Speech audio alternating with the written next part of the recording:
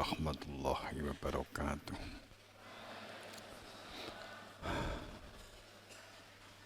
Bismillahirrahmanirrahim. Alhamdulillah, la haula wala quwata illa billah. Ya ayyuhan nas antumul fuqara ilallah. Allahu ghaniyul hamid. Pertama kita memunajatkan rasa syukur dan sekaligus salawat salam pada junjungan kita Rasulullah Sallallahu Alaihi Wasallam. Dengan kita menempatkan diri menjadi hamba yang fakir, hamba yang sadar sadar bahwa diri kita adalah yang butuh memproses kembali kepada Allah di semua aktivitas berpikir kita, bertindak kita, belajar kita, berdunia kita, yang dengan melepaskan perilaku-perilaku kuburan, perilaku kubur, perilaku orang-orang yang wa ma'anta bismu miman fil kubur, perilaku yang menjadikan seseorang tidak bisa menyimak, mencermati, mendengar saat seseorang itu di dalam kubur, dikubur oleh kehidupan, dikubur karena kelekatan dengan dunia, karena salah niat dan salah tujuan, salah niat, salah awal dan salah tujuan, menjadikan manusia itu dikubur. Saat manusia dikubur menjadi manusia yang fanatik, menjadi manusia yang kultus, menjadi manusia yang berbangga-bangga. Jalan itu seperti memberi gambaran ada 3 pola. Ada jalan ramai, penuh dengan tepuk tangan, sorak hurai. Jalan ini ditempuh oleh orang-orang yang hanya untuk mencari pengakuan, mencari validasi, kesenangan dunia. Ini di jalan ramai, jalan yang penuh dengan tepuk tangan, sorak-sorai. Akan tetapi pijakannya sangat rapuh, pijakannya gapuk, mudah patah.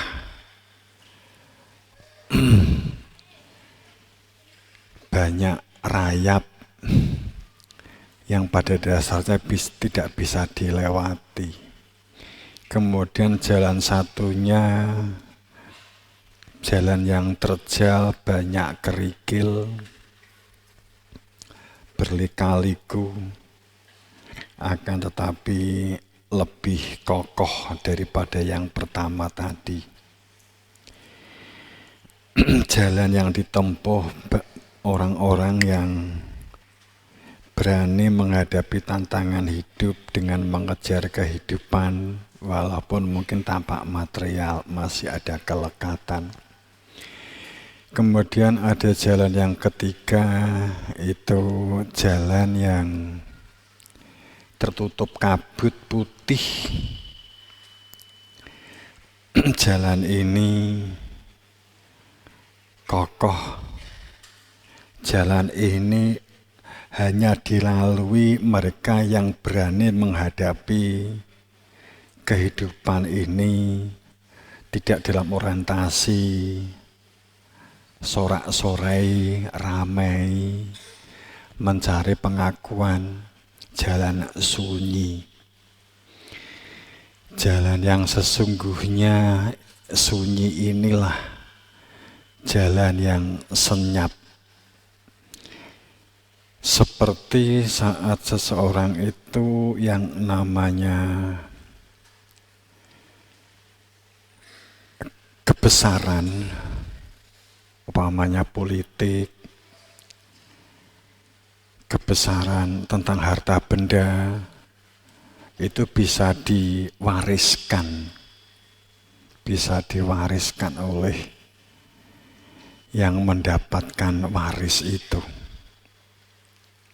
Akan tetapi kebijaksanaan, kebahagiaan, ketentraman itu tidak bisa diwariskan karena harus mengalami sendiri, harus bereksperience sendiri.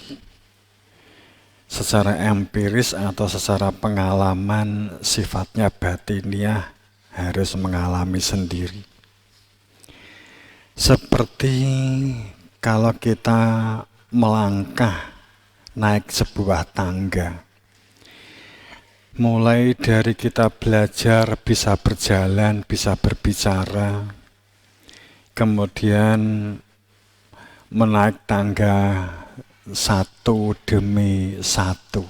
Kita nggak bisa melompat karena akan terjatuh. Saat kita naik tangga dari bawah ke atas, kita melalui tahapan kehidupan. Setiap kali kita naik tangga, jika kita menaikinya, tidak ada kesadaran yang menyertai, tidak ada nilai dan makna yang kita sertakan.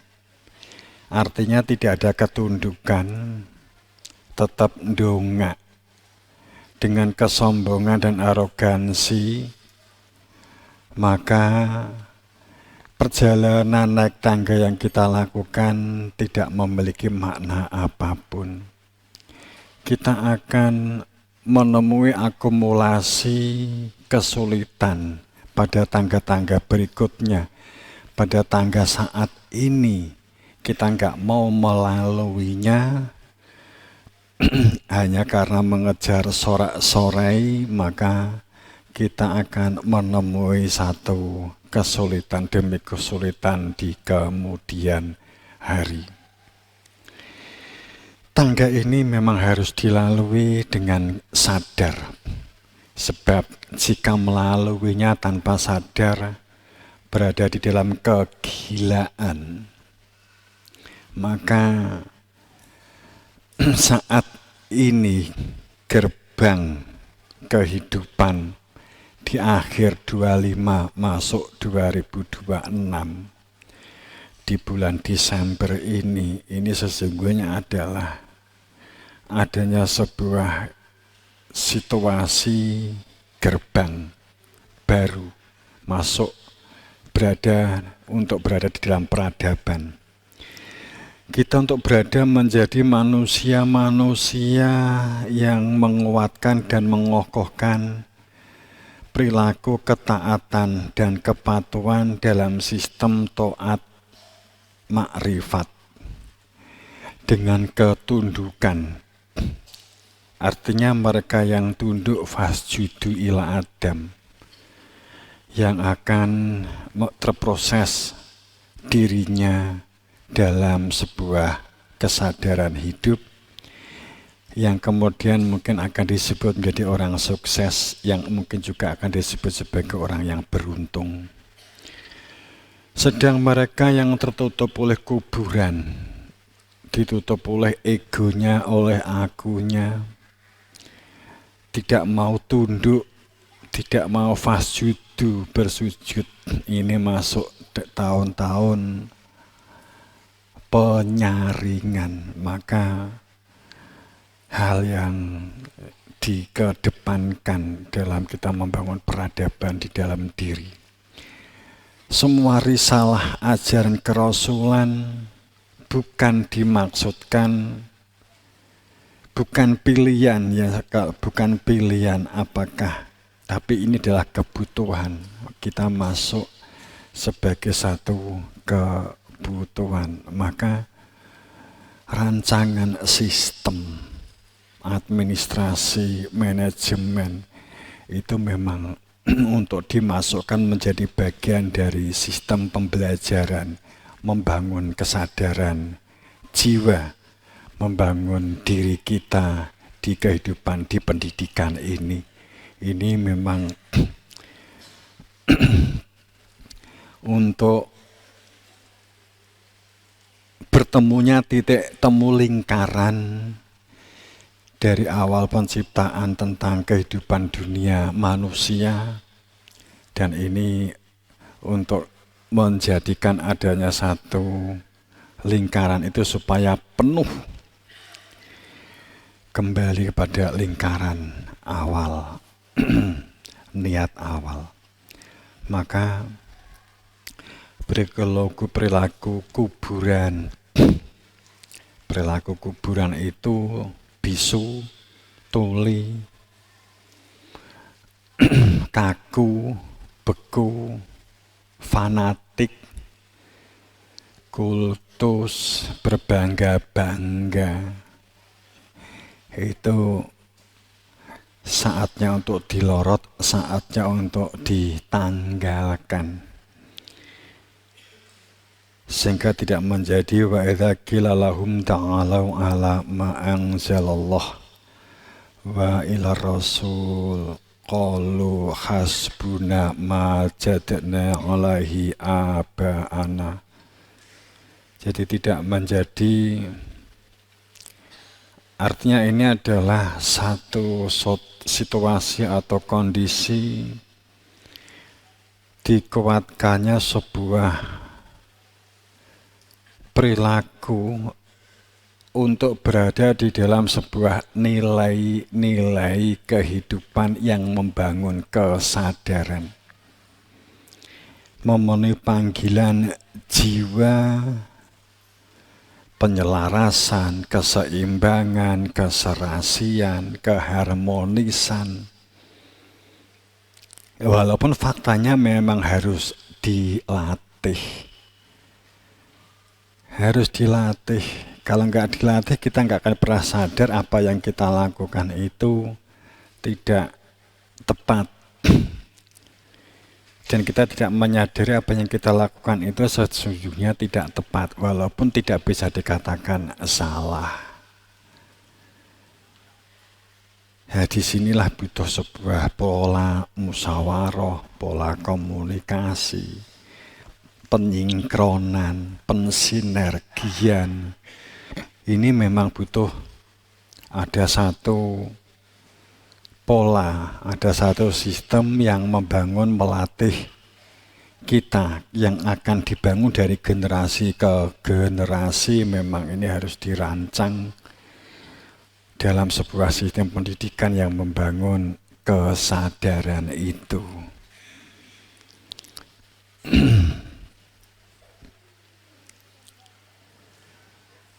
Sehingga apabila dikatakan supaya manusia memiliki kesadaran, semua risalah Rasul itu membangun kesadaran yang membebaskan dari keterjajahan yang sifat material dan nafsu yang mengikat. Semuanya kesadaran, sehingga sains, teknologi, kemajuan-kemajuan yang dirumuskan, yang kemudian diaplikasikan, itu semuanya akan memiliki manfaat dan faedah untuk terbentuknya sebuah bangunan kesadaran.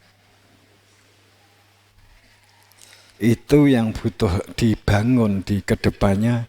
Ini seperti di zaman Atlantis atau di zaman Lemurian. Mungkin ini kan isu, tapi informasi secara kewahyuan dari kesemestaan menginformasikan memang akan ada satu zaman yang di akhir ini akan menggabungkan antara sistem Lemurian dan sistem Atlantis.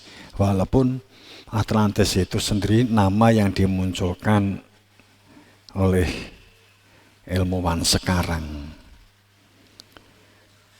dulu apakah namanya Atlantis gitu, tapi kita ikuti pola itu Atlantis. Adanya sebuah bangunan bahwa belajar mempelajari sesuatu, umpamanya belajar tentang biologi, belajar tentang kimia, semuanya yang akan membentuk sebuah pola kesadaran, bukan sekedar manfaat dan faedah. Katakanlah seumur kalian, seumur SMP, SMA, itu mungkin saat orientasinya itu tidak biologi, jurusannya nanti mengambil fisika, jurusan nanti akan mengambil sejarah atau mengambil ekonomi, maka tidak akan mau belajar mata pelajaran yang lain. Tidak mau belajar imla, tidak mau belajar insa, umpamanya begitu, hanya belajar yang nantinya orientasi untuk keperluan tinggi, kemudian yang imla, yang insa umpamanya itu, kemudian ada satu statement, apa sih manfaatnya? Itu berarti Anda belajar hanya berorientasi manfaat dan faedah, yang membangun ego, katakanlah demikian. Ya memang kita harus punya prioritas. Iya, segala sesuatunya jika tanpa prioritas, kita akan menjadi kebingungan. Tapi yang menjadi pijakan kita tidak belajar bukan karena biologi nggak begitu penting, cik penting fisika, cik penting bahasa Arab, umpamanya begitu. Saat kamu mengambil sikap seperti itu, berarti kamu ada sesuatu yang ingin kamu matikan di dalam saraf neurologi saraf kamu.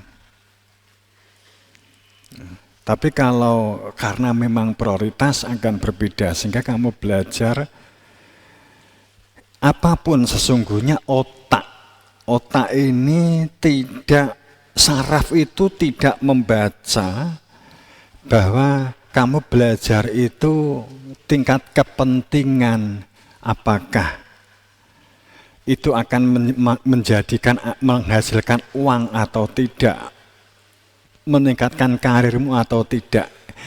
Otak membacanya semuanya akan meningkatkan kemampuan dan potensi otak kamu untuk melakukan apapun. Orang mengatakan karir. Karena kamu belajar apapun itu sesungguhnya adalah untuk kemampuan menggabungkan, melatih, menyinkronkan dan mensinergikan kehidupan diri kamu dengan saraf. Sehingga saraf-saraf di dalam otak neurologinya itu akan membentuk sebuah pola neuroscience yang ini ke depan menjadi salah satu sains, menjadi sebuah pengetahuan yang diperlukan di dalam kehidupan. Saya nggak mengatakan Islam, Kristen, Hindu, Buddha. Itu kan hanya status yang dibentuk oleh manusia setelah para nabi wafat. Nabi Muhammad tidak pernah mengatakan membawa Islam, Nabi Isa nggak mengatakan membawa Kristen, nggak. Semuanya itu adalah membawa kesadaran, membangun kesadaran, membentuk kesadaran, sistem kesadaran. Selaginya kita ngomong sholat saja, yang puasa, zakat, umpamanya begitu. Kemudian kita ngomong salah satunya puasa, sholat itu saja, takbiratul ihram, rukuk, sujud, sampai salam yang kita lakukan selama ini, kalau kita mau jujur, itu tidak pernah ada contoh dari Kanjeng Nabi. Nabi hanya ngendikan kita diperintahkan untuk sholat, tapi bentuk sholatnya seperti apa itu kan jauh setelah Nabi Muhammad wafat. Kemudian Imam Syafi'i merumuskan, apakah yakin itu memang buku itu ciptaan yang dibuat oleh Imam Syafi'i, membuat mazhab sendiri. Imam Syafi'i tidak pernah, saya menulis buku supaya saya dimazhabi, supaya saya menjadi kiai, saya menjadi ulama, supaya saya itu disujuti. Imam Syafi'i nggak pernah. Karena setelah Imam Syafi'i wafat, sama itu pun baru dikumpulin, baru dirumuskan kan gitu. Jadi ada banyak beberapa pro kontra atau pendapat, sehingga 4 mazhab itu kan berbeda-beda kan gitu. Jadi ada artinya, apakah benar yang Imam Syafi'i menulis sebuah kitab kemudian membuat tatanan syariat? Jika ini benar ternyata tidak dilakukan oleh Nabi Muhammad, berarti kan Imam Syafi'i membuat mazhab tersendiri. Berarti kan hal baru 200 tahun atau 300 tahun setelah Nabi Muhammad wafat. Jika parah lagi, jika ternyata yang menulis itu ternyata adalah murid-muridnya yang mengumpulkan, murid-muridnya Imam Syafi'i upamanya mengumpulkan, nyomoti dari sana-sana seperti sejarah penulisan hadis, kemudian menyaring kan gitu. Sebagai contoh kan begitu. Lah bagaimana? Ada perintah sholat di dalam Al-Quran, iya. Tapi yang dimaksud sholat di dalam Al-Quran seperti apa? Sebab kalau rumus di dalam Al-Quran itu, sholat itu perintah yang dapat menghilangkan dan mencegah fasya' wal munkar hanya sholat benar. Tapi sholat seperti apa? Karena mana sholat itu, Innallah wa malaikatahu yusholluna ala nabi, yang nyambung. Saat sholat Allahu Akbar, hatinya zikir, hatinya ingat kepada Tuhan, ada kehadiran Tuhan, karena ada ya'lamuna, karena ada ilmunya, maka disebut sholat. Karena ada gurunya, makanya Imam Ghazali atau para pendahulu itu man laisa seh, siapa di dunia orang duwe guru yang menunjukkan keberadaan Tuhan, yang menjadikan hati berfungsi. Berfungsinya hati itu adalah saat nurani ada kehadiran Tuhan.